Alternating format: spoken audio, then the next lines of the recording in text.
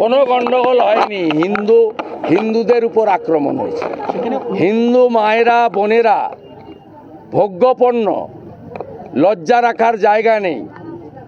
আমরা টিভিতে ইউটিউবে সিরিয়ার কথা দেখেছিলাম, সন্দেশখালি আমাদের চোখ খুলে দিয়েছে। বিজেপি নেতাকেও মায়ের ইজ্জত সম্ভ্রম আগে, 500,000 পরে।